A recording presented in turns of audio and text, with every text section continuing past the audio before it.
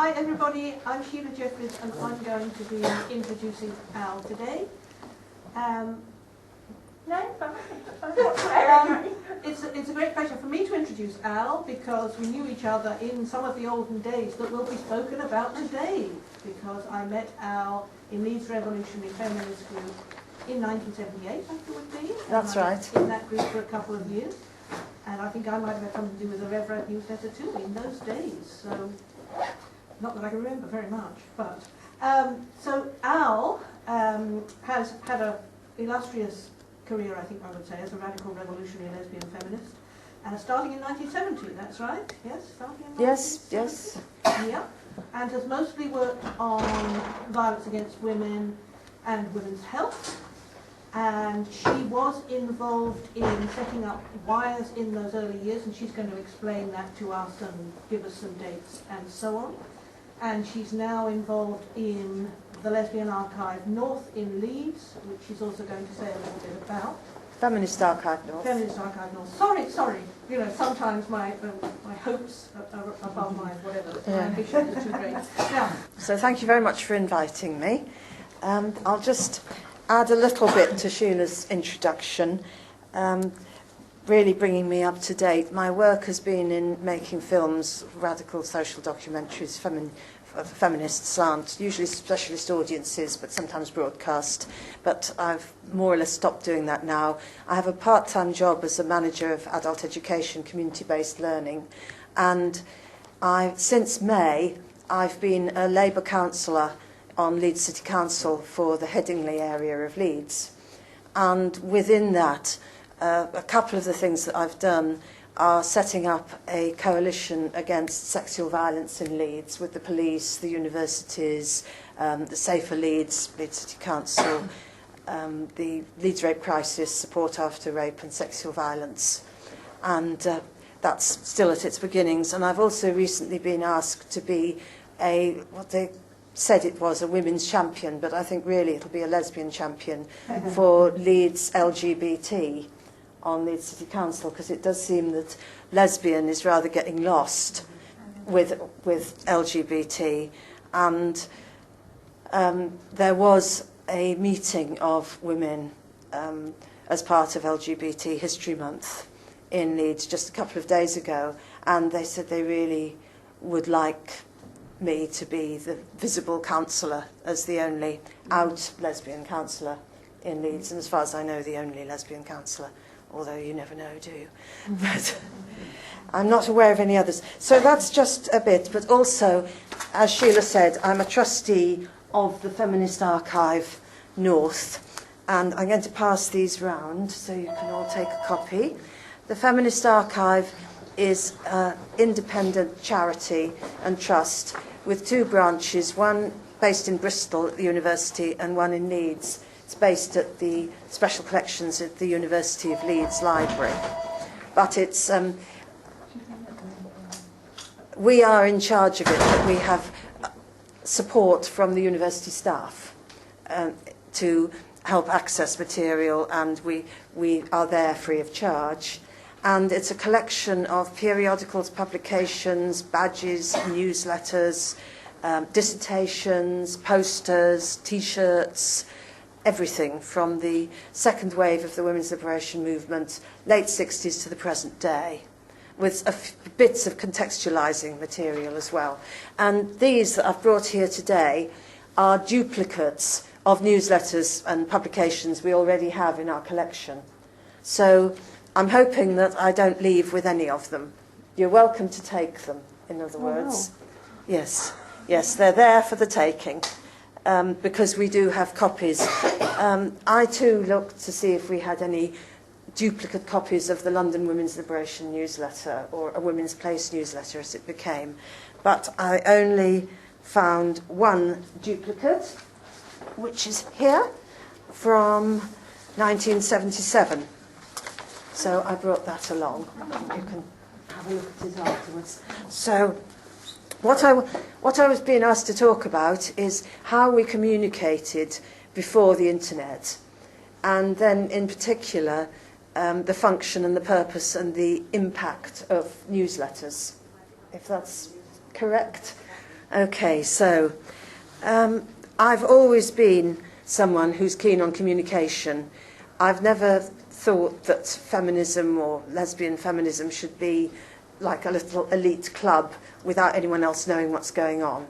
But the ways that we promoted ourselves and engaged with each other were different then from how they are now. So, just out of interest, could anyone here tell me, did they first hear about this group on social media? So some people did first hear about it on social media. 70 Sisters? Is that social media? Email, the 70 Sisters list? Right, I was going to go on to email, but sort of Facebook, those things. Email lists, email networks. Yes. Well, we created. You created it. We obviously created an email list to the Lesbian History Group. Yeah. But that only goes to members of the Lesbian History Group. So, if women want to know more, they come along to one meeting or something. Then they join, and then they. I was just interested. It also goes to It's a really good question. Yes. For the communication. It's about communication because Sorry, it also goes to the 70 Sisters list, and that's Right. So So that's some of you having heard about it because of the existence of online, social media, email. Who heard about it through word of mouth? Yeah? Okay. Anyone hear about it through a publication, printed matter? No? Mainstream media? No? Broadcast media, radio, television? No, we're not that We don't do famous. You see, I'm just interested. Okay, anyone hear about it from something I haven't mentioned? How did you hear about it? Oh, sorry, I had a question. Is this meeting being filmed? Filmed? No, it's not filmed. The sound is recorded. If you want me to cut you out, I will cut you out. Yeah. It's pointing towards the wall there, so it's not. So nobody heard about it through any other method other than what we've talked about? Because the way I first got involved back in the women's liberation movement, I think I was vaguely aware of it, but it was January 1970, it crystallised my mind because I went for an interview for a job. I'd been at university, I'd moved to Oxford, and it was a small business, and the boss said to me, "What wage do you want?" So this was actually not the question I'd expected, but I named a figure, and he said, "Oh, I could get a man for that."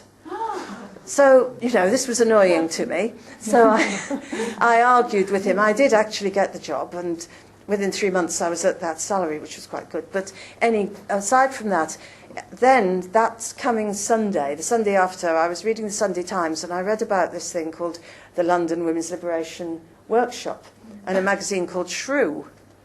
So I thought, well, I'll send for this. This sounds like something I would be interested in. So I wrote a letter, put it in the post, is what we did in those days. I mean, I didn't have a phone. Lots of us didn't have phones. I don't remember whether the workshop had a phone, but I wouldn't have rung it anyway. I wrote.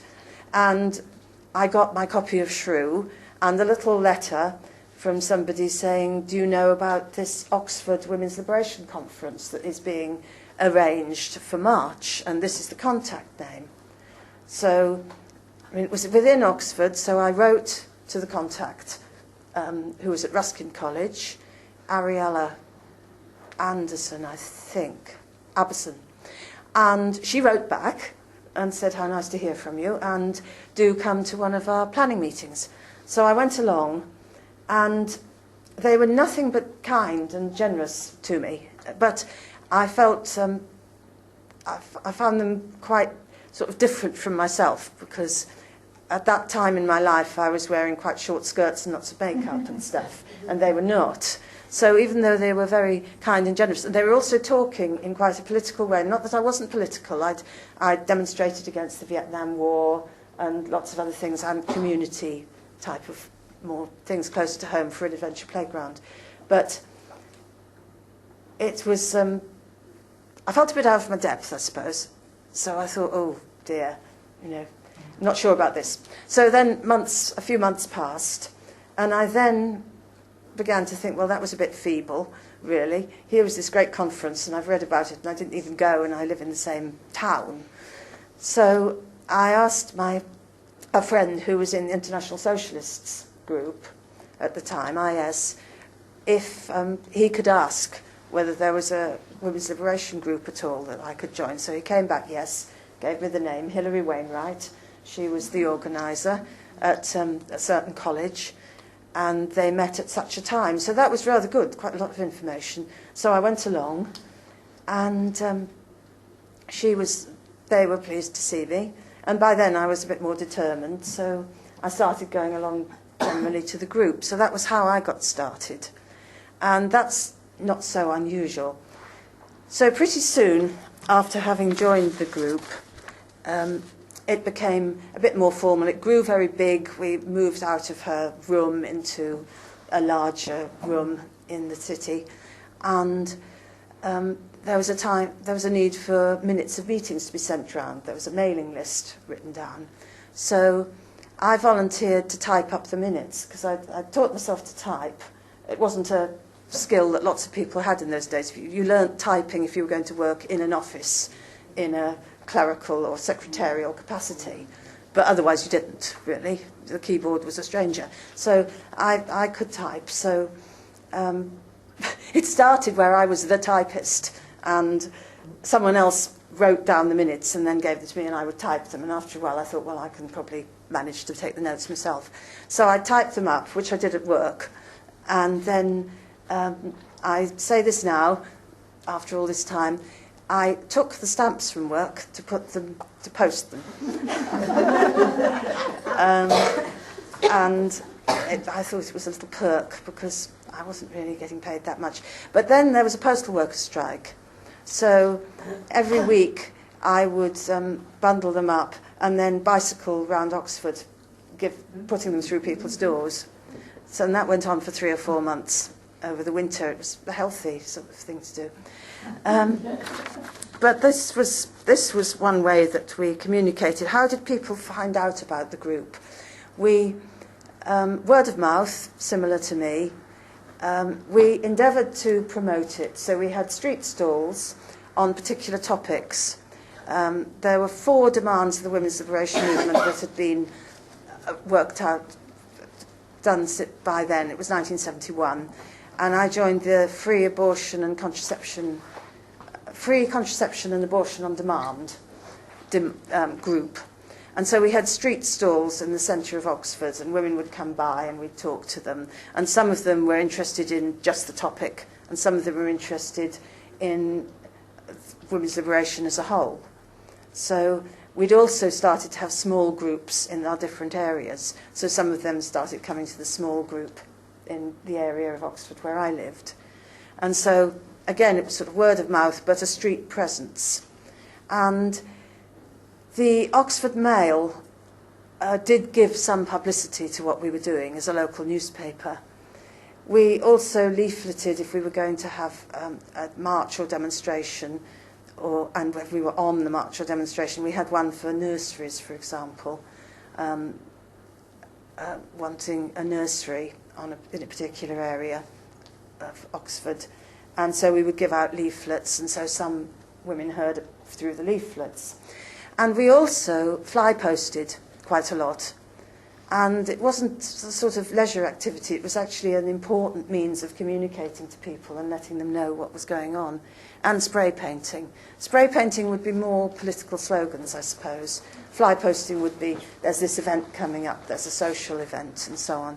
I mean, similar to fly posting now, which is about usually festivals and things like that. But this was much more of a political thing. That's how they did it in London. Sorry? That's how they did it in London. Yes. That's how they advertised the first Women's Liberation March in 1971. That's why sticky on little squares like that on the posters as you go up and down the escalator. Stickers. I travelled up and down 3 times to get the details written down. That's and the number it. of women who saw that and turned up on that day for that march was phenomenal. So yes, And after that, it was always good, on the tube or on the escalator. Yeah. Brilliant. So it really worked. It really worked. And we also, I'll leap ahead really to probably 1977, 78, we developed a telephone tree. Because, I'll just say before, that was local communication, but through going to conferences and so on, we'd met women from other towns and cities, obviously. So newsletters were beginning, but also we did have arrangements in phone boxes. So I would arrange to be in a particular phone box with a particular number at 9 o'clock at night, and someone in London would go to a phone box and then ring me, and we'd have a conversation. And that worked, and it was really annoying when someone was in there and, oh gosh, will they go away? Or several people in a queue was the case in those days, because early on it was still a time. I mean, there was women of different ages. Some women did have phones, but where I was at that time in my life, we didn't, and a lot of us didn't. But later on, I moved to Leeds in 1973, and later on there was a telephone tree developed, and some of you may have experienced telephone trees, but I've drawn one out. I tried to find it among my boxes in the archive, and I couldn't, which was annoying. So this is just one that I've made up, but it was approximately like this. And so at the top of the tree, we had two households, women-only lesbian households, where there were, in my case, Paul Hilton Road, there were five of us, I think. And in another case, in a different part of town, there were 4. So there'd usually be someone to answer the phone, basically. So someone who wanted to send something round about something that was happening soon, not something 2 weeks away, really, but soon. They would, a demonstration, an event, or a reminder of a big social, for example. They would ring the top 2 numbers. And the top 2 numbers would then ring 3 other numbers, who would then ring maybe 2 other numbers, and so it would go on. And for women who weren't on the phone, say this one, the third one down, one of the numbers, they would, because they lived very near, they would write the message and take it to whoever lived at 9 The Drive or 4 Hare Hills Avenue and put it through their door. And some women said, well, I'm never going to be in. I don't really want to be. I might not get the message for a while. Did we have answer phones then? Some did, some didn't necessarily. So for those, no, we didn't. We didn't have answer phones. No voicemail. So I'll just pass that round so you can see the general gist of it. And it worked very nicely. The information went round really fast. And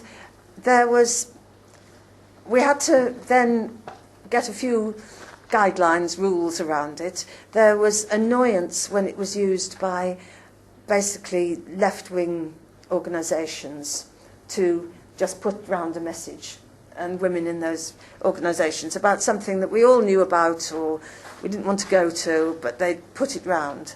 And they had other means of getting it round, so that was a misuse of it that was seen to be a bit irritating. And sometimes it was... really, that's the only thing I remember clearly as being a problem. I mean, sometimes if people were away for the weekend, then there'd be a hold-up, but obviously. But it had been decided at meetings who wanted to be part of it, who was prepared to be near the top, who was prepared to just ring or give a message to one other person, etc. And it worked really well. So I think that's probably happened elsewhere in London as well, and other cities. Well, it certainly happened with direct action stuff. Yeah. Although we were still very cautious about using the telephone, even then, and it was better to do it word of mouth. But some things that were more innocuous we could do through telephone trees. Yeah. Yeah, you wouldn't say, I'm going out spray painting tonight, come and join me. Yeah. No. Yeah. No, they were also, they were really paranoid at that stage, because it was just around that time that the Angry Brigade was working, and some people were crossover. It was at the time of the Angry Brigade, and there was a lot going on where the surveillance was incredible with that Conservative. Who was it, Carl, the Minister? Yeah. Yes. Yeah. Yeah. And places would be raided, you know, like anything. Yeah. They thought where they could get address lists and so forth. Yeah. Phones were bugged, and there was a thing you could put in. Clever clubs found out that there was a way you could tap into your phone to find out if it was bugged, and I was around to find it out. And my phone was bugged, so I always went down the phone box. Yeah. So was mine. Yeah. Yes. Yeah, there were all sorts of things. You heard strange pops and crackles on the line, or you'd pick up the phone without even having dialed, and you'd be suddenly put through to someone odd, all sorts of things. Because I talked to a feminist police officer who talked to me about how the police regarded us at the time, through the 70s, early 80s. They said they couldn't understand us in any way whatsoever. We were completely mad as far as they were concerned. They used phrases like, they're out of control, which is quite interesting. And when I worked for Pensioners League, when I was first in London in around 1980, we came across pensioners, would you believe? I was about 35, and one of them did stuff with the police, and she actually said, Elaine, you should have a look at this. And they had photos of, this is what a lesbian looks like, you know. And yes. And they did look like us, actually. Yes. Yes. So they was quite conscious of yes. all this stuff. Yeah. But they just, we might do anything. They really didn't understand it at all, because the more mainstreaming and understanding didn't start till the 80s. So throughout that time, it was just not understood, I would say. Certainly in my experience. I mean, I'm not saying that was everywhere. Going back to moving on from the telephone tree, before I get on to newsletters, there was a certain amount of coverage in mainstream media, depending who you were and what you were, and on the whole it was very negative. And the Women's Liberation Movement conference in Edinburgh in 1974 made the decision to exclude journalists from the meeting because it was just so distorted what was coming out and reports. And that was a bit of a discussion because some thought, well, we need to be reaching out, we don't want to be just a closed organisation. But on the other hand, it was too distorting, it was counterproductive. But as I'd said, the Oxford Mail was a more liberal sort of newspaper, so it did give coverage. Moved to Leeds, Yorkshire Evening Post, I mean, forget it. Just forget it. You didn't want them to cover you in the 70s. It would have been awful. And when they did, it was. So we wrote letters a lot within the same town as well. I would write a letter to someone else in Leeds, and they would write a letter back. And it was good postal service, too.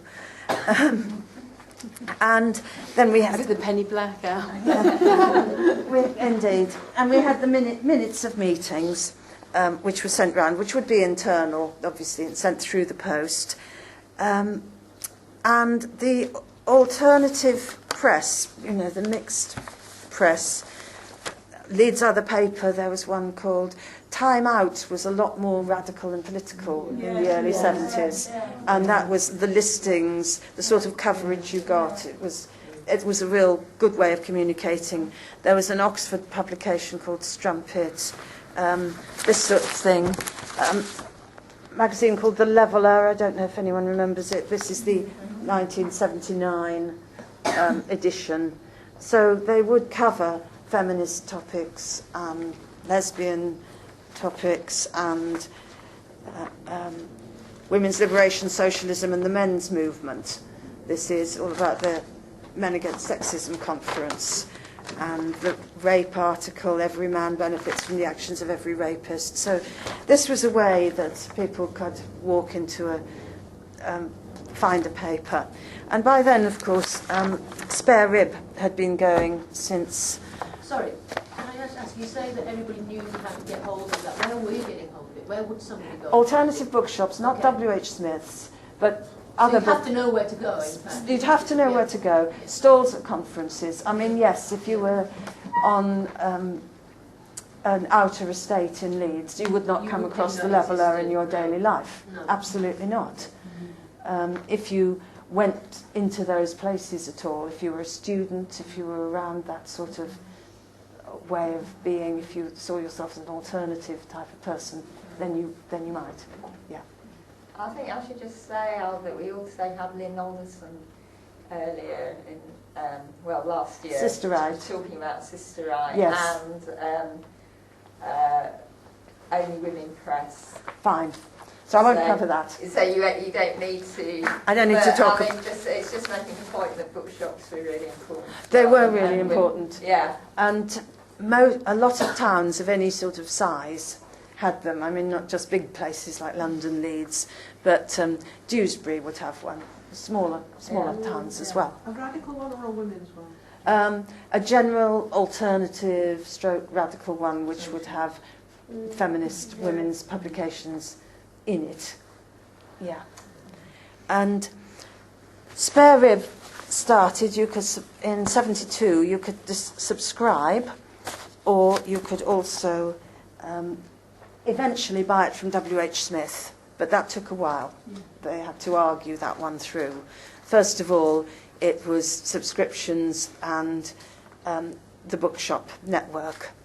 But they did have quite a splash in the press, the broadsheets when they opened. So that was the way they got known. In terms of lesbian coverage, the collective was... I went to a talk that they gave, and they said they were pressurised from both sides, because on one side there were lesbians saying, you must put more lesbian coverage, why don't you cover lesbian events more? What is this? On the other hand, they said whenever they had an article about lesbians in it, they would be deluged at the beginning with anti-lesbian letters. Really deluged. And so they never printed them. From women or from... Oh, from women or from men. Yes. So is this sort of early 70s we're talking about? Yes, this is early 70s. I mean, at the Edinburgh Women's Liberation Conference that I mentioned, July 74, there was discussion on the addition of two demands to the women's liberation movement, one of which was an end to discrimination against lesbians and the right of every woman to her own self-defined sexuality, which the second half a lot of women didn't understand, really, but an end to discrimination against lesbians.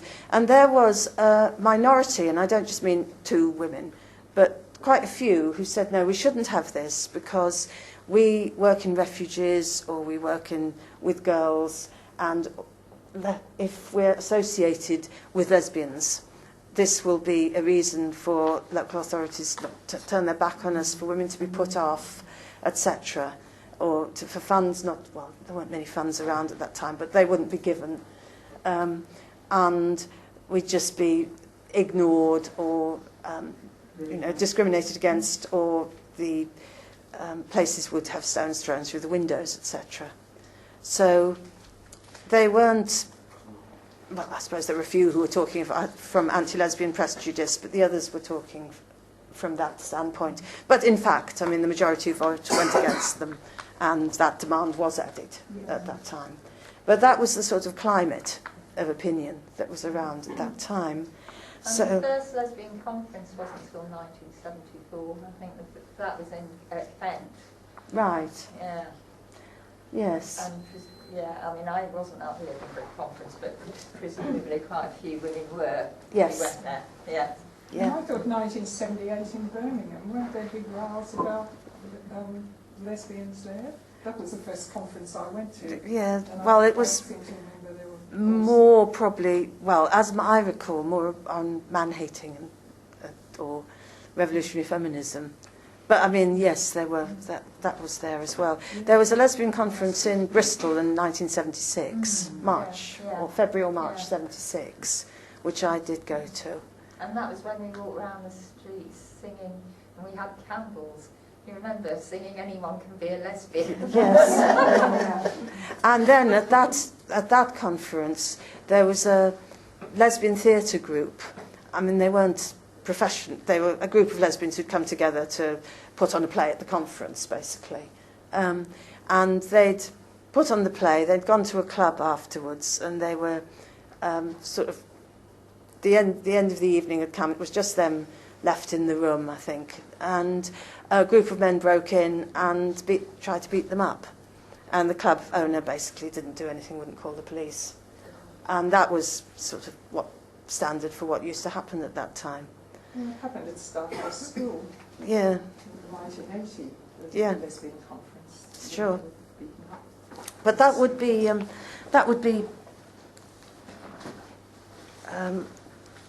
written up, and so you'd get to know about it through everything that was going on. Where am I? So there was two types of publication, basically. Things like Spare Rib, which anyone could buy, which were sold in bookshops, and you could subscribe to as well. And also, there were geographical newsletters, which started off really, it was an extension from sending round minutes of meetings, I think, in the beginning. And then we'd say, well, let's have a newsletter. So this is a copy of York Feminist News. A couple of copies from York Feminist News. We didn't have any duplicates of the Leeds, so I couldn't bring that. I've shown you the London one. Sheffield Women's Paper. This is 1981, quite well produced, really. And another Sheffield Women's Paper. And all these you can take. And so they were being put out. But going back a bit in time, there was the London Women's Liberation newsletter was subscribed to as a way of getting national news, which would be quite quick. And I talked to somebody who worked on the London newsletter, although this was a bit later, late 70s, early 80s. And she told me about how every Tuesday, without fail, the group of women who produced it would come to a woman's place, as it was called then, and they would produce the newsletter. And they didn't know how long it was going to be. Women would have sent things in through the post, quite often. They might have typed them up on a stencil, which will... They did, yes. Laura used to do this whole job by herself in the early time. Yeah. On a stencil with one of those. Yes. It's dreadful thing. Do you know what stencils are? Yeah. They're terrible things. You've not missed out. You really have not missed out. You had to type on it. You set your typewriter to make holes in the paper, basically. And then you typed this thing, and it made holes in, words, which were holes in the paper. And then you affixed it to a drum, which had ink that came through. And then you turned the handle of the drum, and it tore, and it folded. It was very messy. And it was messy, and quite often, unless you had somewhere like a woman's place, the people who had these duplicators, they were in basements or cellars. Well, they were in Leeds, so it was cold. And it was smelly, and it was a nightmare. And then someone wouldn't have turned the typewriter onto the setting that made the holes, so it wouldn't have come through. So then you had to retype it. So the women putting the newsletter together were sometimes having to retype, or they were typing up from things that had been sent through the post. And they wouldn't know how much they'd be. It might be 10 pages, it might be 24 pages. And so they would be there sometimes, I'm told, till 2, 3, even 4 in the morning. And there was a 24-hour post office in Trafalgar Square, which was quite near the time. Laura used to take it all down. So they'd take them down, then they didn't put them in envelopes. They'd be rolled up like that, with a label there, a stamp, and then posted, all of them. And then they would go home by the night bus, because the tubes would stop at 1, I'm told, so the night bus was the thing. So obviously you couldn't be someone who then had to be up at 6 and doing some 12-hour shift in a hospital. I mean, it was a particular group who were able to do it physically, and difficult if you had children, etc. But there were always enough, and they always did it, I'm told, without fail, which is quite something, really. They used to pay Flora, who was working well before 71 in Shaver's Place and the various offices where the women's fellowship was. She was actually a paid worker, and I don't know where they got the money from, whether groups were giving donations or whatever, but she was a trained secretary, and she did the newsletter, and it was, you know, no hassle. She didn't. But she would be working on that, and she'd be in the office collating. She had a little room that was No hassle. and vote, yes. Not to you.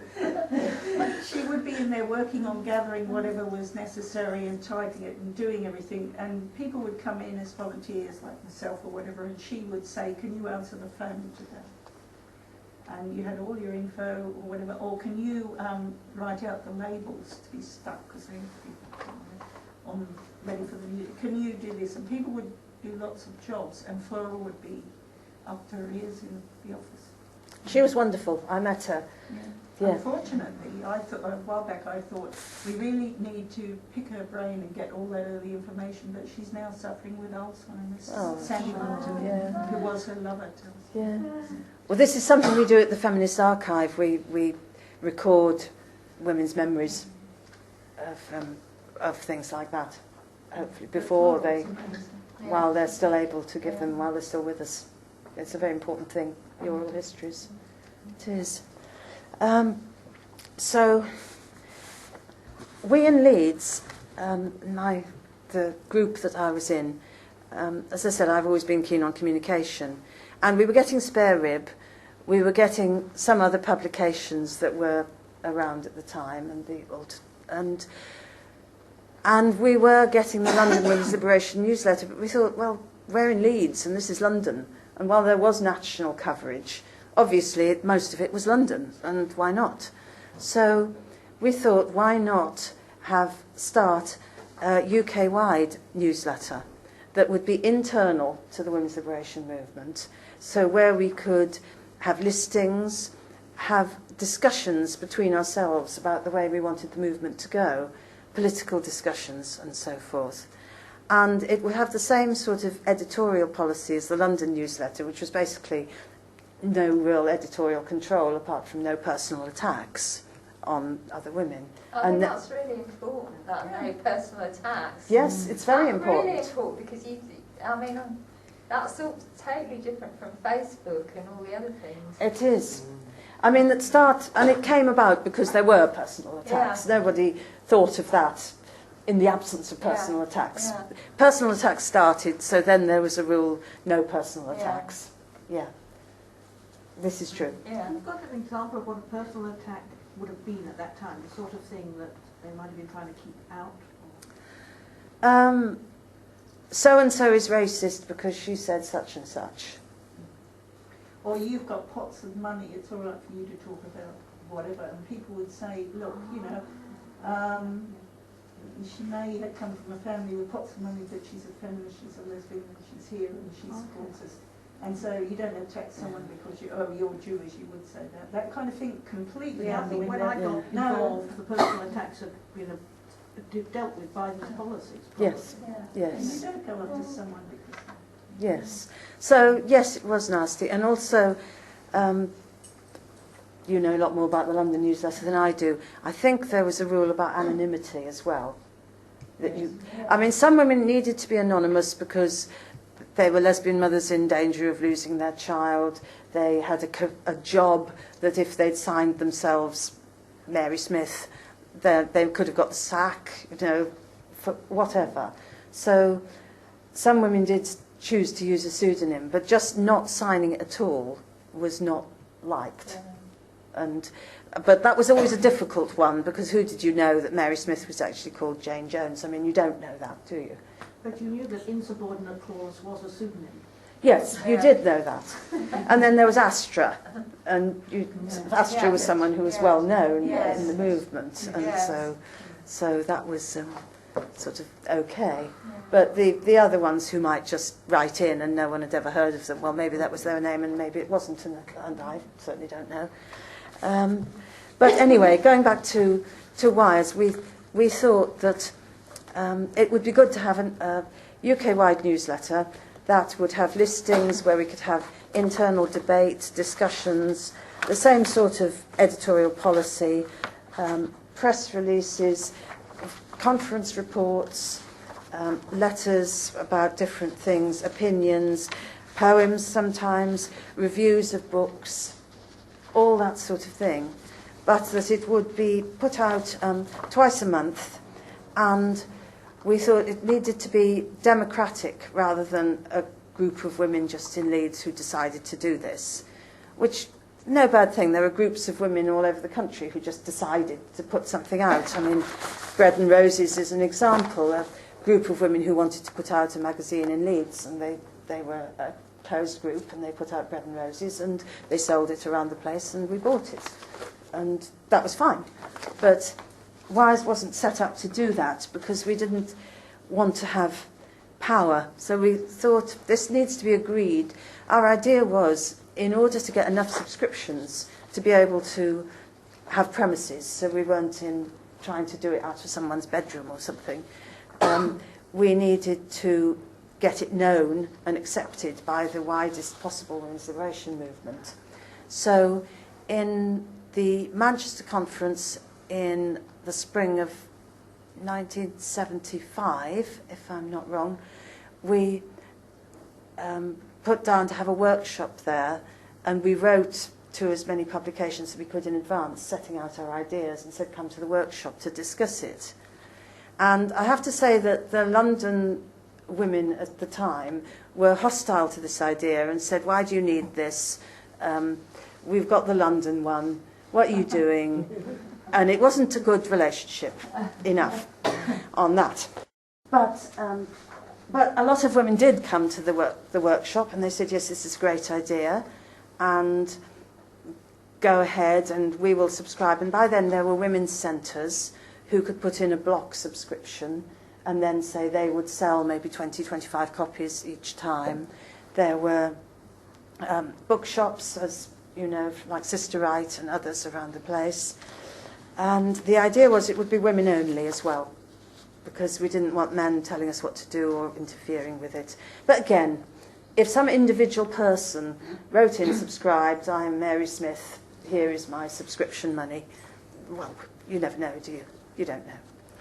Given that they sent cheques, though, but sometimes they sent postal orders, but if they sent a cheque, they'd have had to open a bank account, so that would have been a bit difficult, but, you know, not impossible. And so we set up, and it was agreed it would be in Leeds for the first 2 years and then move somewhere else. So again, it was all this about not wanting to have a power elite somehow. And we didn't, and our idea was maybe there would be enough money that we would be able to pay ourselves, as you said, Flora was paid, for working on it part-time. That never really happened. We got expenses. We were able to pay for our lunch. And we were able to pay the rent and the heat and those things. We bought a duplicator, things like that. But we could never, and there was a special group of women who came in to do the stapling and the wrapping up, because we had 800 subscribers at one time in Leeds. So that was quite a lot, you know, with the bander, with No, the you mean duplicator. 800 subscribers to Wires Yeah. when you were doing it in Leeds? Yes. Yeah. Yes. Yeah, so that was brilliant. Yeah, it was really good. Yeah. That was really good. So Do you know whether it got bigger or smaller when it left Leeds, or? that could be found out because it will be in the minutes. It went after Leeds. It went to York for 2 years. Then it went to Nottingham. Then it went to Sheffield. Then it went to Oxford. There are only a few brought out from Oxford. And then it went to Hull. And Hull never actually managed to bring out a copy. And by then we were in the 1980s, and a lot of things had changed. About 1984. And many things had changed, which made it more difficult to do that. So it ended in 84? Yeah.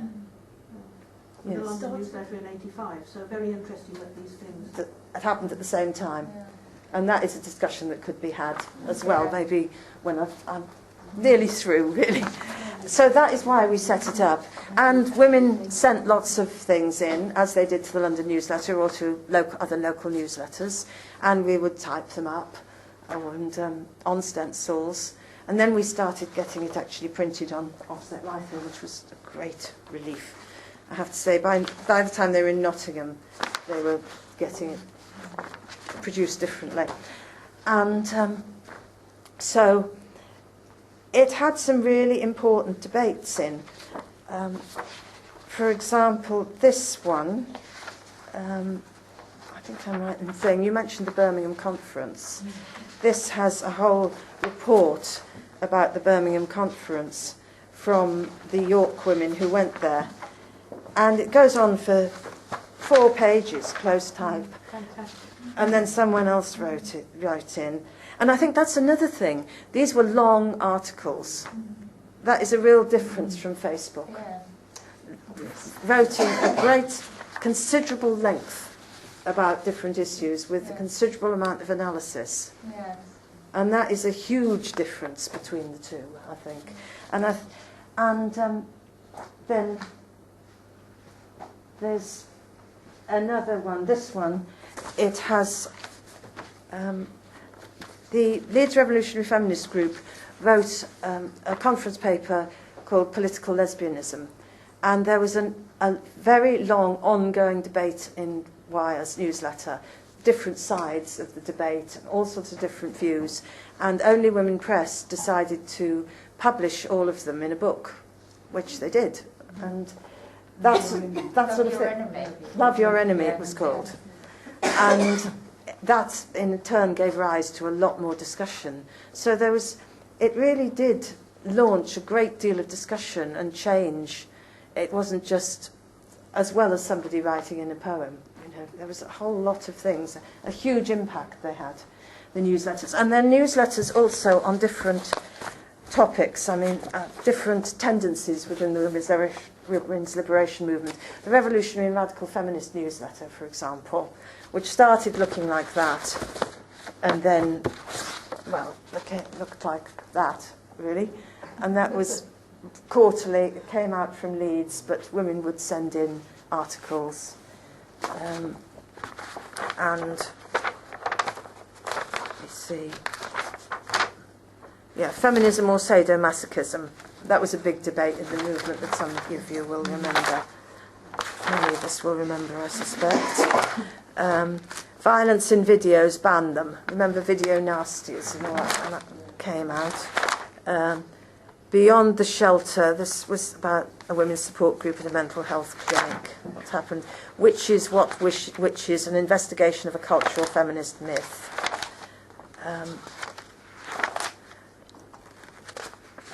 More about witches, lots about witches here. The Politics of Lesbian Sexuality.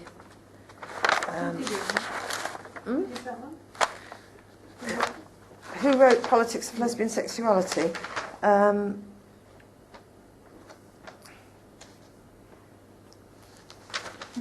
Strangely and unusually, this is not signed. No, that's... Unless it's... Oh, yes, it is. Excuse me. Yes, you're quite right. Danu November.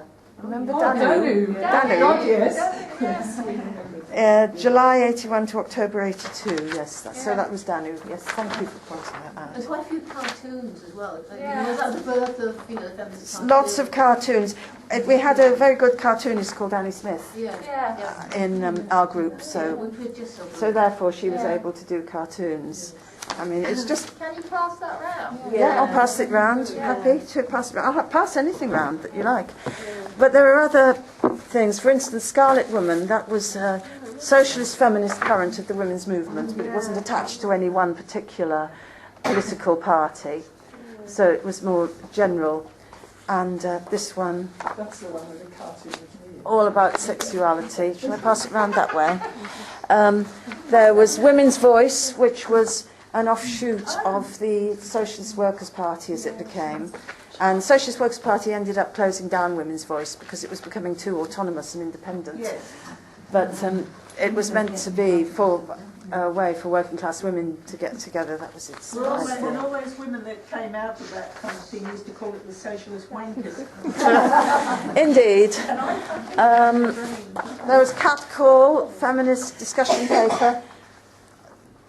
That was radical feminist, wasn't it? It's radical feminist, Brandon Whittier, slightly anarchist perhaps, yeah. but yes. And I think it was coming out of only women, actually. Yeah. Anarchist Feminist newsletter, 1977. Another anarcho-feminist publications. Looks as if it comes from the States, actually, but I don't know. No, it doesn't. I'm quite wrong. It's Lancashire, Northwest, from the look of it.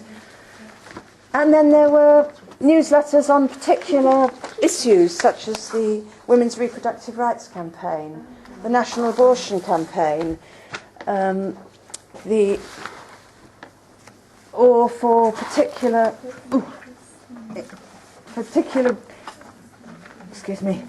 groups among women, the newsletter of the Organisation of Women of Asian and African Descent, this one, or a Jewish feminist magazine, Shifra. So, quite a lot. And also, we got magazines and publications from all over the world. Manushi, the Indian feminist magazine. Women of Europe, that was the European Commission one, as it was then. The ISIS International Bulletin. And then Women in Education, for women involved in education. Trouble and Strife, which Lynn probably talked about. Feminist Arts News. Could you say a bit about, sorry I wasn't here for Lynn, could you say a bit about Trouble and Strife? No, she didn't talk about. She didn't really talk about I that. mean, we might, cover that separately, but say something about it. Say a little bit about it. Oh, could you pass me the Trouble and Strifes then? Right. Yes, this was a radical feminist magazine, and it was for reflection and exploration, I suppose, an investigation of issues within feminism, there was an editorial group, and they would ask people to submit articles, which the newsletters, your local newsletter, you wouldn't get that. You wrote into Leeds Women's Liberation newsletter, or you didn't, but they wouldn't come to you and say, can you do this or that? And nor, as I understand it, with the London one, and certainly Wires would not. But with this, well, I remember, I haven't got a copy here, but the first issue of Trouble and Strife, for example, someone came to Leeds and interviewed 3 of us who'd been on the first Wires Collective and had set it up. And they then wrote that up as an article, and it was published in Trouble and Strife. So it's a different sort of approach. It was sold it wasn't women only, as I recall, and it was sold in bookshops and to subscribers.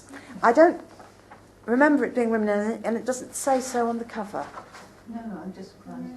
No. But I think it represented the split at the time between revolutionary feminists who were political lesbians and radical feminism who didn't agree with the idea that every woman should be a lesbian, if you like. And just to sum it up, and Although they were pretty much all lesbians. they were all lesbians but they objected to the political lesbian paper and the later booklet Love Your Enemy, and they thought it was coercive and so on.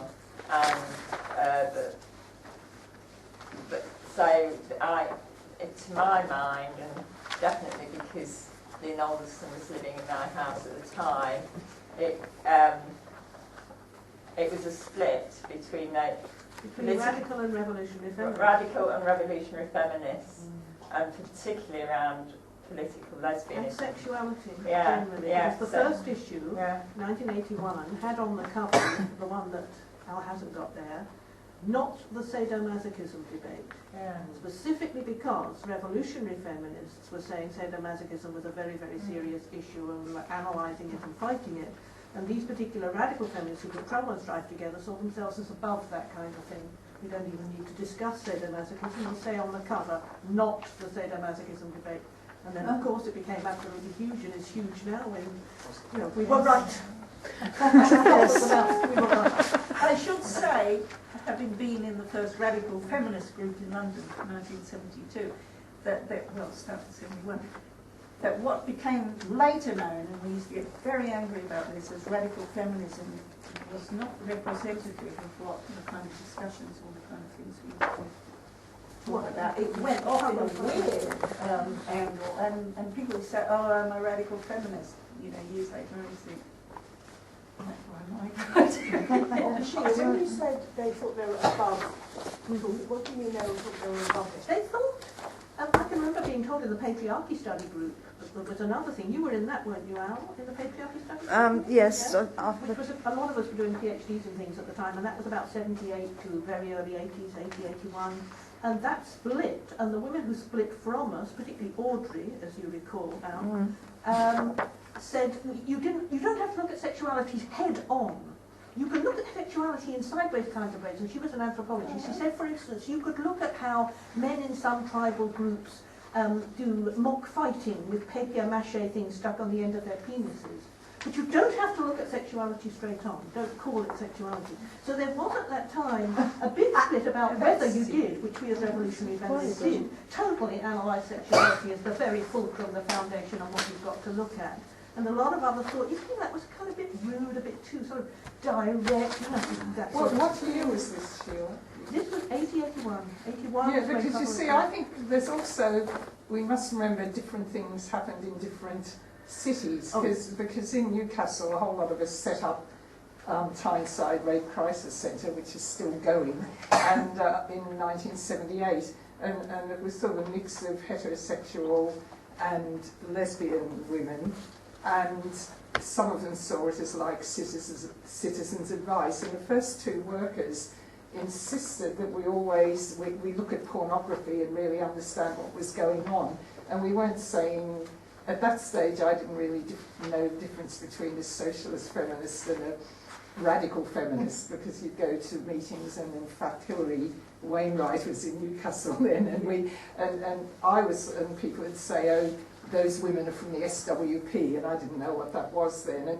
But what I'm saying is we sort of developed in our own city our own kind of analysis, because there were women there influencing us and saying we must look at pornography and what it means, and then we were all sort of shocked, when we did. And so it wasn't like, I think we were all like, it was in the air. There was this atmosphere that we just had these discussions all over the place, and they weren't always exactly I the think the same. group that set up Trouble and Strife were a particular grouping of radical feminists who had a particular take on things. I think there were plenty of radical feminists discussing sexuality as well, but that particular group didn't want to do that. Yes.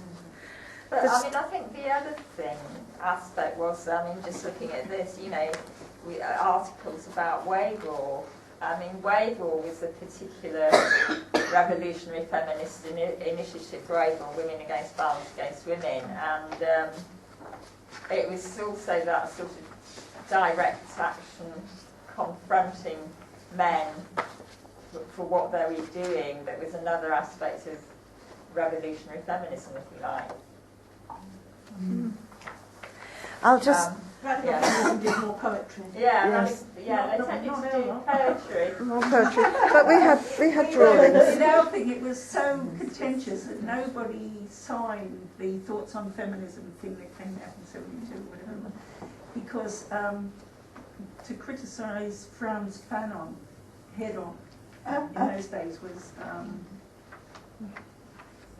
no. So some of us said, I'm not signing this, and then I did the Franz Fanon one, because three of us had just hitchhiked across Algeria and North Africa, and so we knew a whole lot. But other women wanted to do sexuality and everything, but they didn't want to put their names because they were going to upset even women who might think.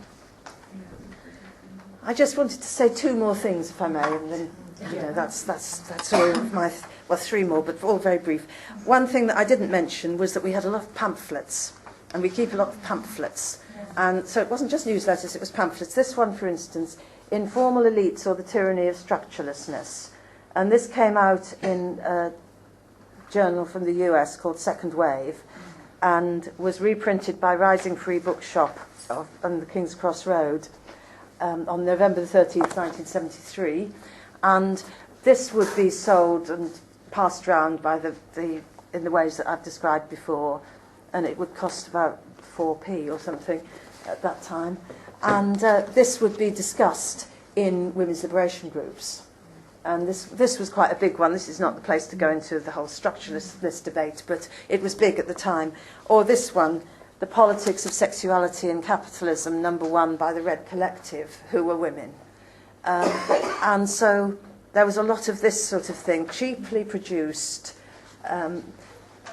pamphlets that were not W.H. Smith or anything, but would be read and known by a lot of people. Considerably more detailed than what's on Facebook. Yeah. And very, very much more detailed. I mean, you can see that. The vaginal orgasm is another one. That was another one. Absolutely key. By Jill Johnston, yeah, yes. And that came out in mid-1975. Yeah.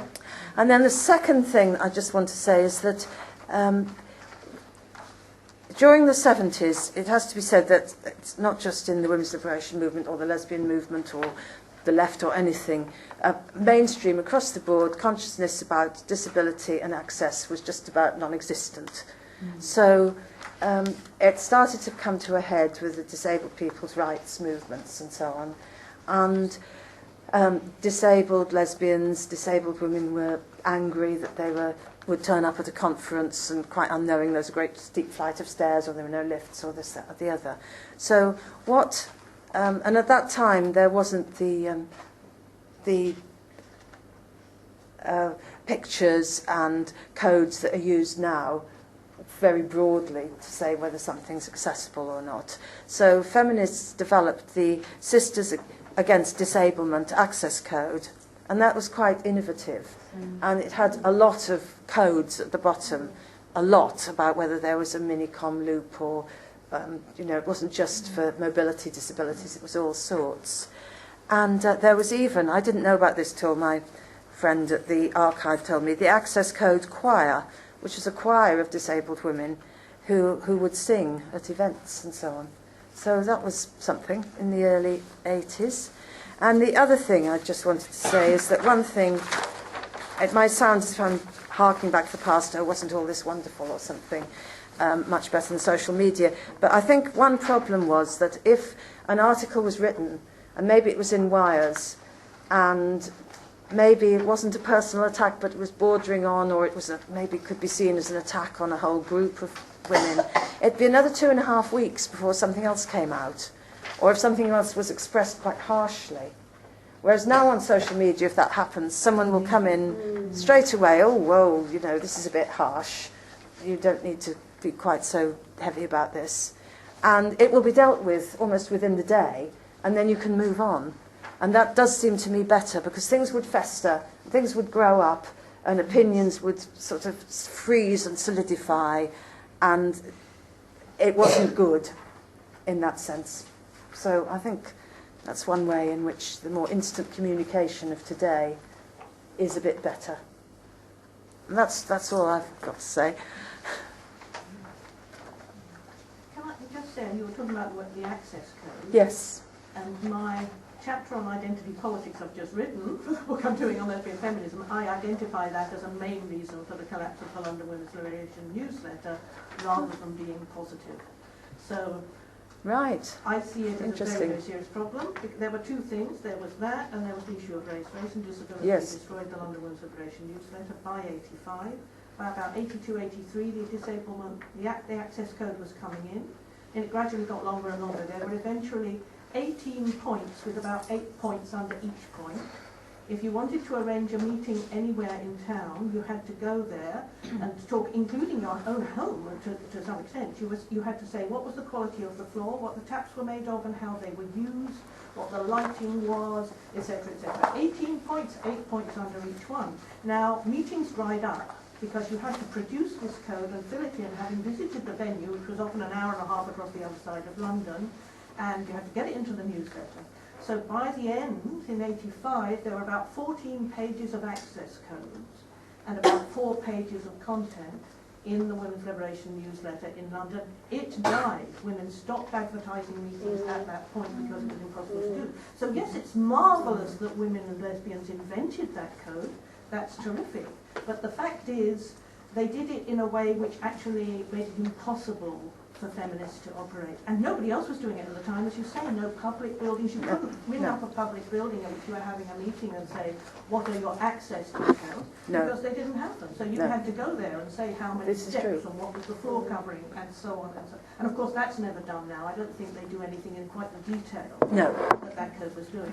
So that destroyed the newsletter. The other thing that destroyed the newsletter, of course, was politics around race. It was about 83, 84. Some women in the collective, which had been voluntary for 12 years and just got together in the evening and did the newsletter, and anybody could join it. A group of women took over and said only black women can run the newsletter. And at the time, black included Irish, Sephardic, Jewish. They were all identified as black in London. A woman called Sarah Maguire was very involved in that, and a few others. They then said that women who didn't fit that grouping, who were Gentile, etc., could just do the running off with the Gestapo machine. So they could do that work, whereas the group of black women could do the editorial control. Now, the problem is that the circulation in London was about 800. Within about a year, it went down to about 150. There was really hardly anybody, because the meetings were no longer advertised, because there was so much about content. And you see in an issue which would say, you know, we received 20 entries this week, 18 were withheld because of lack of access code or because of etc. So it was something quite difficult to say anything. By 85, what happened was this group took over. The newsletter had almost disappeared. A group of other women in, I think, June 1985, Elizabeth Carroll's got a wonderful account of the meeting in the London Women's Liberation newsletter. There was a meeting, a lot of women got together and said, can we save this newsletter? You know, it went for 12 years, it's now dying, we need to save this newsletter. The women who'd set up the Black Women's Group to run it said that it could only be run by a Black Women's Collective, and since those of us who were there to save it were mostly not black, we were not allowed to do so. They did talk about how there might be a group of women in Glasgow who were black who might do it, but they never turned up, and why would they want to do it anyway? There was a group of women there who wanted to. Within about a month, the newsletter had folded forever, because the original collective who set themselves as the Black Women's Collective said they didn't want to do it anymore. It was disappearing, it was not interesting to do, and so on. And one of the women in that group that did that to the newsletter at that time I have heard from somebody she had a conversation with about it some years later. And she said that at that time, there were mostly younger women coming into feminism and lesbian feminism at that time, and they said her words were, I don't know them exactly, but something along the lines of, you lot have done it all. You did all the analysis of sexuality, you worked out everything. What was left for us to do? And so what she and some other women chose to do was say that the big problem was us because of race, etc., etc., etc.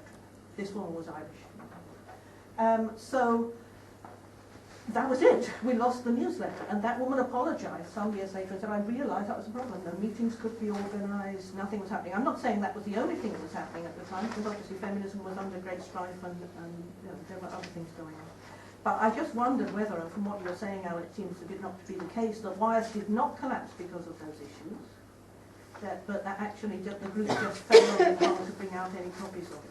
I think so. I think it became, at that time, it was increasingly difficult to do what women had done maybe in the 70s, which was perhaps work part-time and then put a lot of energy into the newsletter, or even not had a job for a while and live on benefits and in shared houses and so on.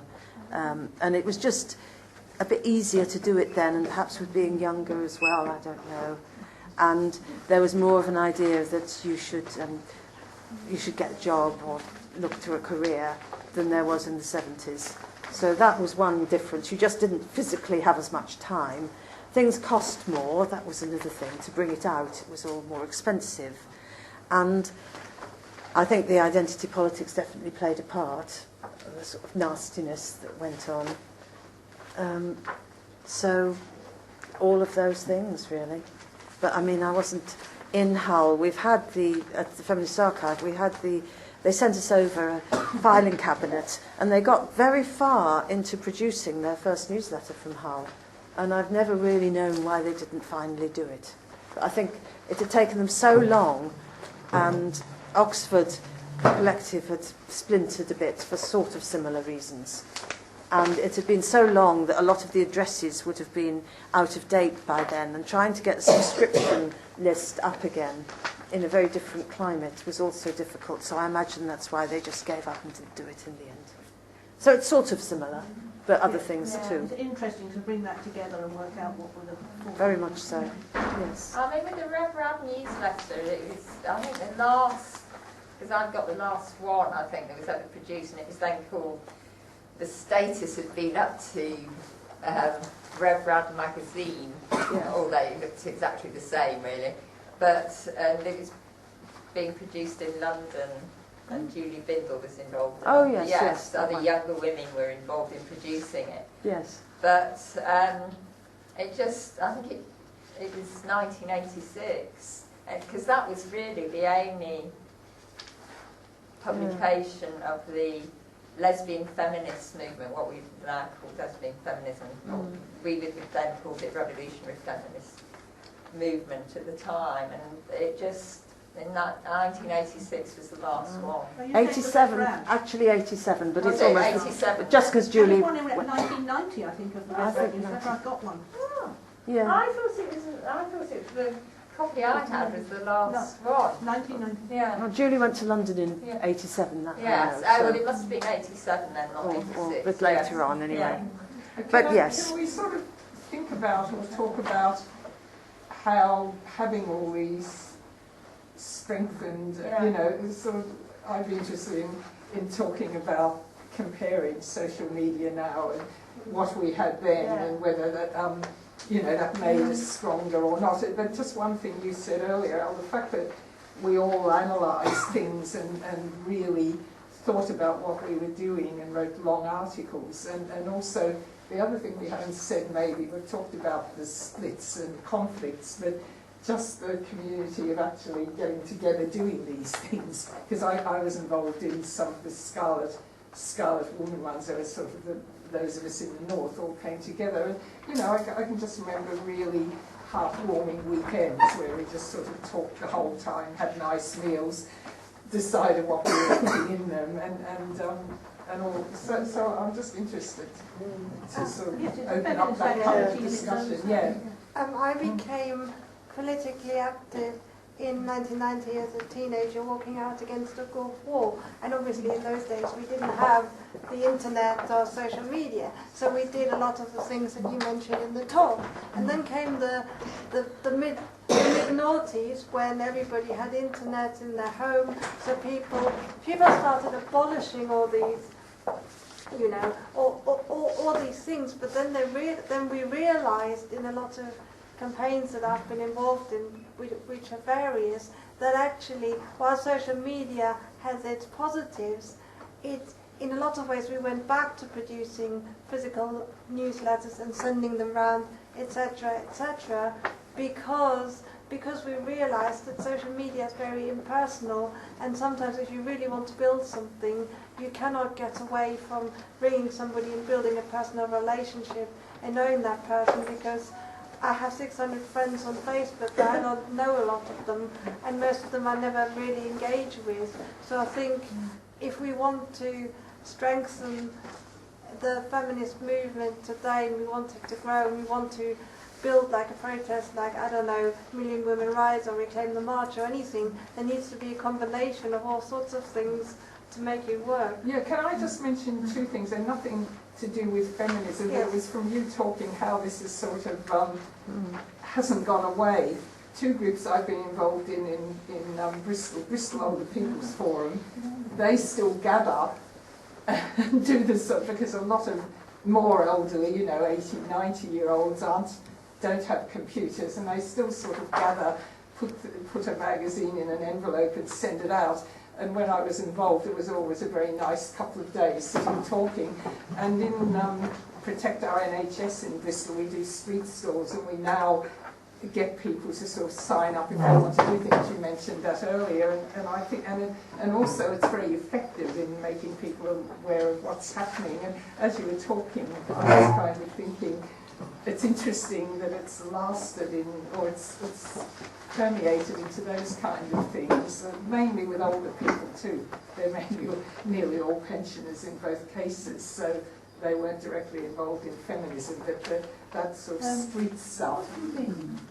So what do I mean? Well, they're all pensioners. I'm talking about protect our NHS. Them off. Sorry? It's almost as if you're writing them off. Excuse me, Bristol Protect Our NHS is one of the most successful. No, I was praising us up. No, but it was the well, I didn't mean to be writing this off, I was doing the absolute opposite. But I'm just saying that talking to people, doing stalls, that kind of way of organising, I don't, because you may be involved in things that have gone that way. I go to up to 20 meetings a week as a city councillor. I can tell you, if meetings is what you want, local government is the place to go.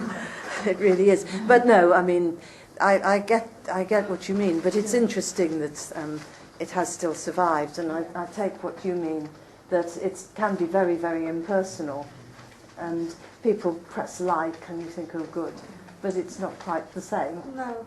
It might go to things like blogs, where some people have blogs where you can go. Yeah, but they're not an exchange usually. The problem about blogs is that they're not an exchange, and the women's liberation newsletters or magazine, or well, mainly the newsletters, were exchanges between women around discussions. We had to have discussions, political discussions in writing. You'd have to slow life down when you thought it to happen again. Everybody just seems to be so fast.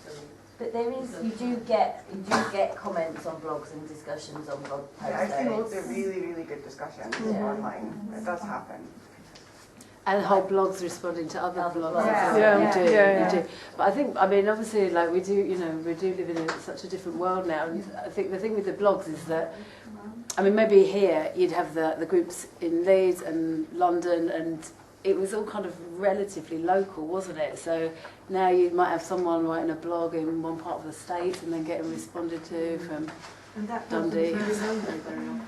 Sorry? That person is very lonely. Yeah, but I think as well, like, I mean, a lot of what I've seen on, I'm not hugely, like, I'm not on Twitter or anything, but just like from what I've seen on Facebook, a lot of the women who are kind of very active on Facebook also tend to be active in groups and things as well. Because when I first moved back to London in 2007, beginning of 2007, and things seems to me have really declined since then. But like London Feminist Network would get best part of this number really, maybe not quite, but on a monthly basis, and we used to have stalls at different things and go out and do things on the streets. So I think it's a mistake to frame it as it all happened then and now it's all on social media, because there are a lot of groups object. We used to have meetings and actions and things a lot, really frequently, but I think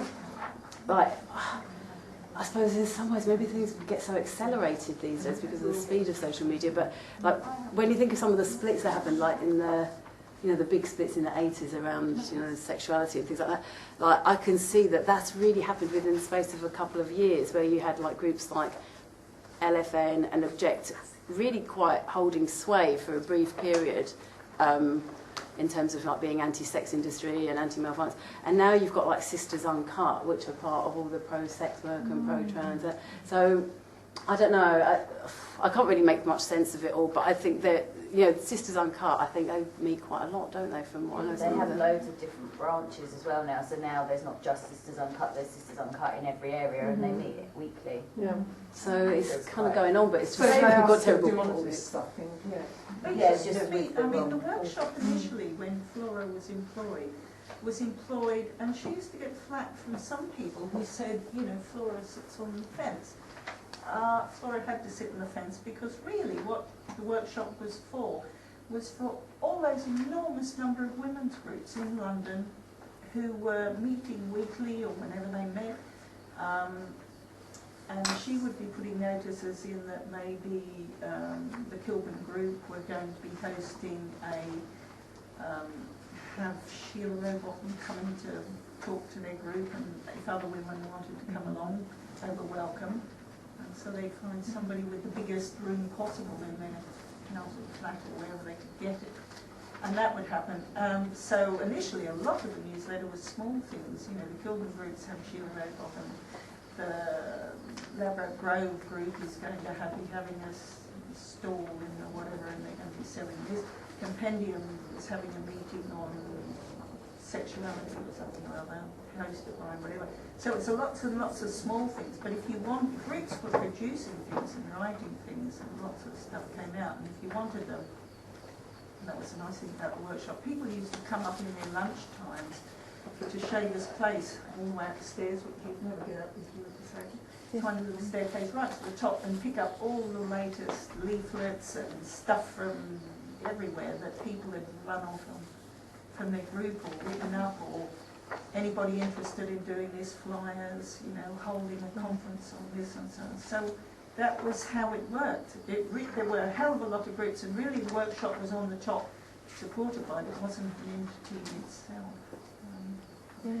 Independent. I suppose I think it's this sort of opposition now between collectivity and individualism. Yeah. Because I just think blogs are all done by individual women, and they can decide whether they, you know, publish a comment or not. Whereas in the women's liberation movement, things were much more collectively done and much more collectively discussed, if you like. I think that is a much... Position papers where a group gets together and develop ideas were absolutely ordinary. Yeah. Yes. Yeah.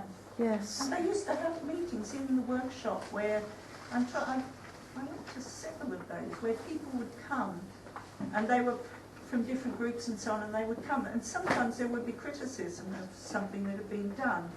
Or why was that male journalist allowed to come in and write this? You know, was he not screened? Or did he not think about? So things could be like that, but it was never allowed to be aggressively nasty or something. It was a responsibility, a great responsibility, when certain things are understood.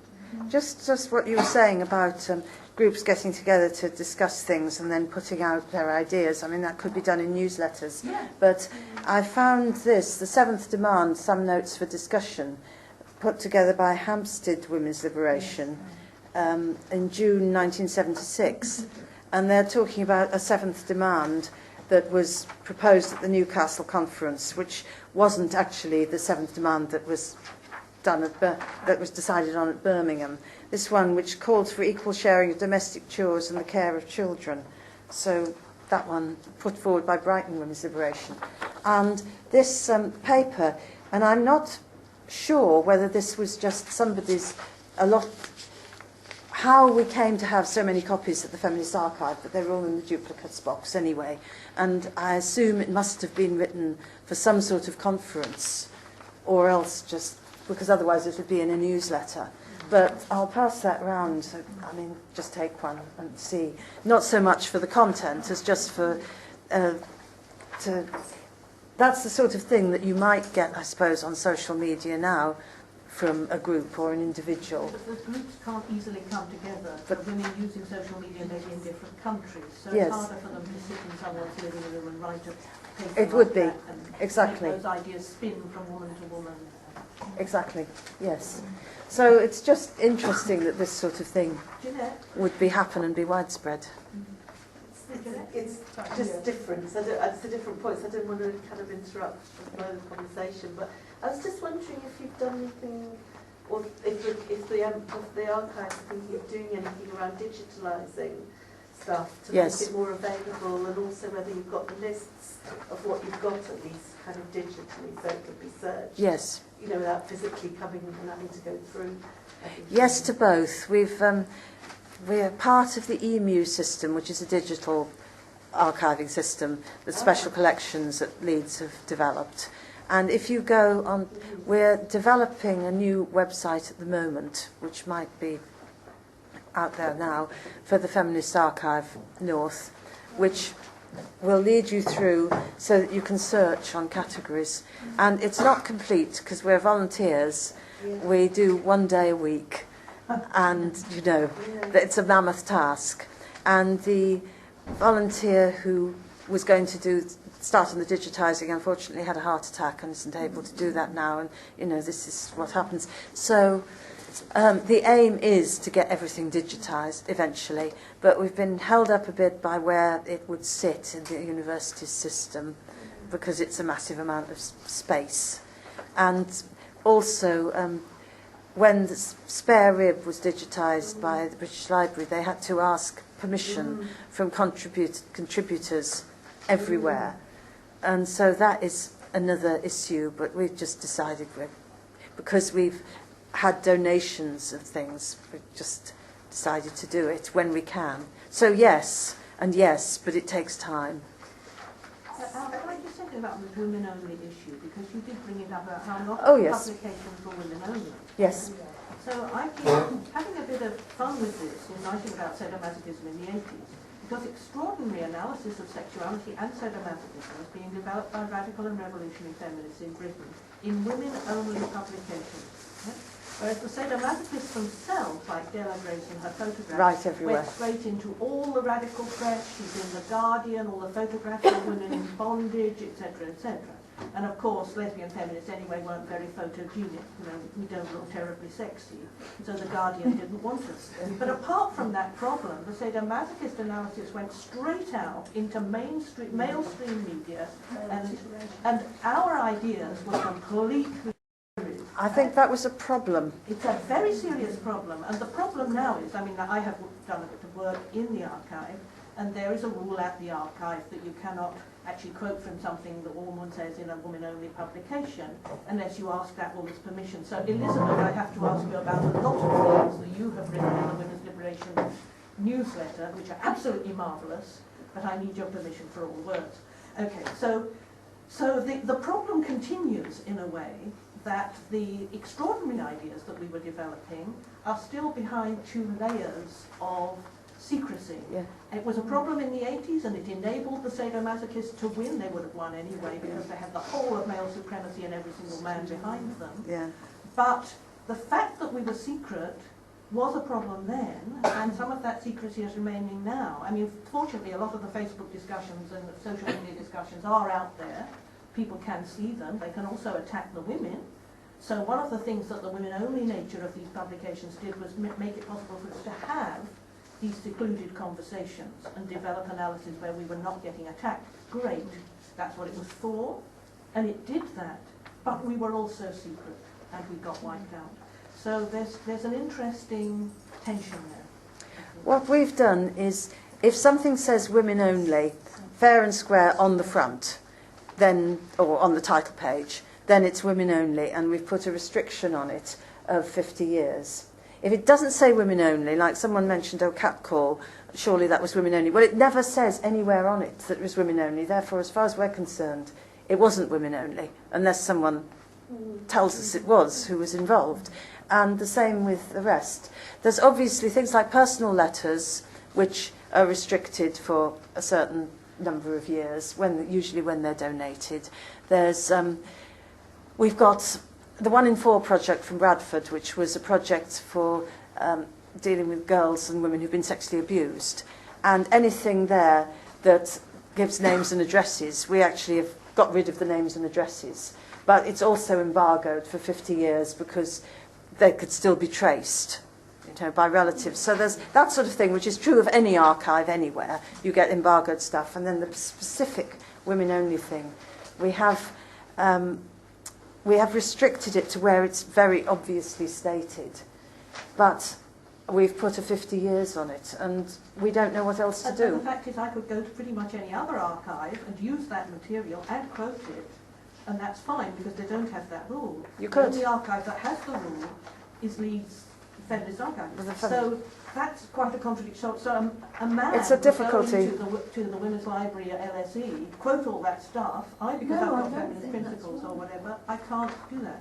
Yeah, well, we don't know what else to do, really.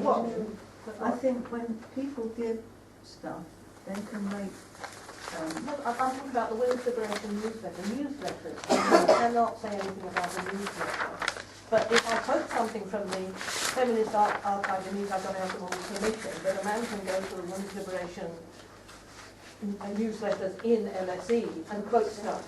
Does that make sense? Yes. Yeah. So there's a kind of contradiction in there. It's very difficult, and I'm sure we're open to all sorts of arguments about it and discussions. I'm not going to do it. I'm not going against rules, even though a lot of the ones I actually looked at the LSE. Yes. So, I mean, when that's the case, I mean, we do have a lot of discussions about each one. I mean, we've got, I won't give a name, somebody gave us her stuff, and some of it, I mean, you could buy in a bookshop, but she said, she was very, very clear, my donation is for women only and for all time. Yeah. And that is just how it is. And where you go with self-defined women on that one, I don't know. Yeah, it's very good. Anyway, then, not women. No, what I didn't. I know, but there are ways, but it's a difficult one, and we are housed in the university, and if that should arise, etc. We've got a legal opinion. Yeah, but there's a legal opinion. And, yeah, I'll send it to you, Al. We've got a legal opinion on that. Please do, because that would be very helpful. It's not arisen as yet, but it could arise, so I'm grateful to the fact that you've got a legal opinion. That will be very helpful. Yeah. When Julia Penelope did For Lesbians Only, she said to be read by lesbians and women only. Yes, I can imagine. That at the same time was out in bookshops, so it inhabited that space of honour, the honour system. It was, it was putting itself out there, and thousands and thousands of copies, but it said this is meant to be for women only. Because it seems to me that we kind of hide our lights behind the bushes sometimes. And I mean, I hesitate to say this because I say it every month and then I don't do anything about it, but I do think there should, if there was a project to recommission some of these in hard copy, it would be amazing. Oh, yeah. It would be amazing. Not to just digitized, because online it's fine, but it seems to kind of get sucked into the ether and it doesn't have the powers of being able to sell pamphlets and, yes, the Rev Rad newsletter, I mean, the wires, my God, it's all bringing it all back. And that's something in theory I'd like to do. In practice, I probably don't have it wherewithal, but it's just so good. There were those anthologies that used to come out by. It would either be a separate collective of women or the Spare Rib Collective did one, I think, of short articles from newsletters and so on. And there were about 3 editions of them, weren't there? They came out about every 2-3 years. Yeah. And they were really good. I mean, I'm just looking at this article now by biological determinism. Well, where would you come across that these days, except perhaps, well, you might have come across it on a women's studies course, but not in a women's group. How many women's groups would actually discuss, if there is a women's group existing, discuss biological determinism? Which, is so seeped within the culture, absolutely seeped within our culture. And it doesn't get discussed on social media. Yeah, because all you get is there are lots of feminist biological determinism. And they just on their blog say men are inevitably violent. Lesbianism is biological. They just make statements, and some rather cowed women try in the comment section say, "Oh, are you absolutely sure?" But most of them say, "You're lovely, I love you," and some of them said that. So, but yes, this would be a whole article on biological determinism, which would come out of many discussions that we would have with each other. Other women could. Nobody quarrels with biological determinism, and nobody did, so nobody's going to respond to that and say they agree, because everybody agreed. But it's just so different now. Women just sort of pontificate as if, yes, I've always been a lesbian since I first drew my mother's milk, and men are violent because I know they are. It's mad what's going on out there. Yeah, see, I think this is a really important point, because I'm just so constantly aware, because I always speak as I am and what I believe, no matter what group I'm in aspect to, and then you're often putting it back in piles so that women can then take it at the end.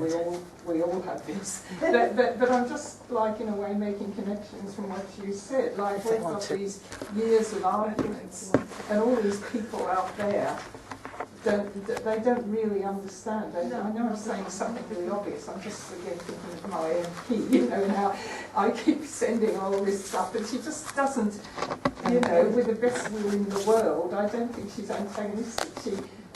She just doesn't actually understand what I'm saying to her, and I think, you know, your conflict, you know, we all have this all the time. I think sometimes it is just total lack of understanding rather than antagonism and not agreeing. I mean, I'm only just thinking this because of what we're saying now, that our ideas have somehow been hidden. I mean, is that possible?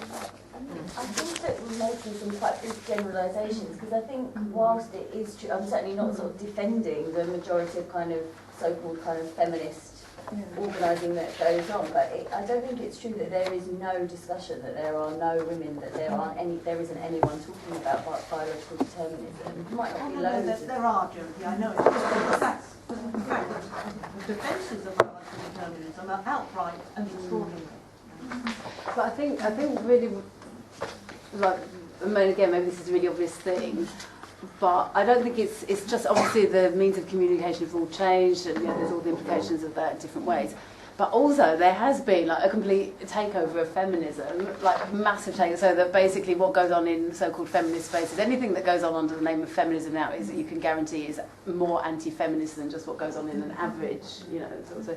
So I think there are, like, whereas once upon a time there was all this stuff absolutely proliferating, and, you know, all of the kind of energy that was going on there, it's basically happening now under the queer umbrella. And it's, because, do you remember that thing we went and spied on a couple of years ago, that queer, trans, bloody, whatever it was, and they were talking about gender non-conforming yoga groups and swimming groups. Do you know what I mean? But like, whereas once upon a time, those young women who would have been involved in this are now going off and doing all of that. So, like, all I'm saying is, like, obviously, as you know, radical lesbian feminists, we've become very small in number, and a lot of the energy that once would have come here is now getting literally lopped off, along with various body parts. That, you know, much. So the huge kind of political, like, catastrophe that's happened, I think, has got, you know, that's really played such a big role, because there are all these groups of Sisters Uncut and all these nightmares that are all, you know, they are all meeting together and churning out all their stuff. And I suppose now there would be that article about biological determinism. Now it's all like defending what is, you know, that a trans woman is as much as it. So it's all in the context of this catastrophe in terms of the politics of it. But there again, there's FemFest coming up next weekend, and I don't know about other cities, but in Leeds, they've asked, as one of the things that's happening, they've asked Vera Media, my organisation, to come and show a couple of our films, Never Give Up Against Violence Against Women in West Yorkshire and International Women's Day, and talk about the setting up of Vera Media as a feminist filmmaking collective, and they're really interested in that. So I don't think it's quite that bleak. And we have a feminist films showing at the Hyde Park Picture House in Leeds every year, which is a cinema owned by Leeds City Council. And we're on the third year now, and the first year there were about 250 came, mainly young women, and really interested in the films that we were showing from the 1980s, and having a very excellent discussion about it. So I don't actually think it's that dismal. I do, to be honest. I mean, it's the same kind of thing. It was the same kind of thing, like with Lesbiana and various things. I remember that was on at the BFI. Everyone thought it was all wonderful, but they like to kind of go and see it. But I would really be interested as to how many of these enthusiastic young women who come along and are all interested to see it also consider, you know, like, my feminism is, you know, nothing without our trans sisters, and, you know, the rest of us are all homophobic. You know, so yeah, and that's a massive thing. That's a massive thing. Confusion, Julia, because the thing, does anyone here look at Gender Trender? Okay, so last week she posted about this woman who was trying to ban pussy hats at the Brighton anti-Trump demo. And the woman's called Loompa Hardwick or something. And she's like, you know, please don't wear your pussy hat except that by this trans woman. And it was about like a squadrillion comments on the Facebook page from women, men, just saying, fuck right off, we'll wear what we want, thanks.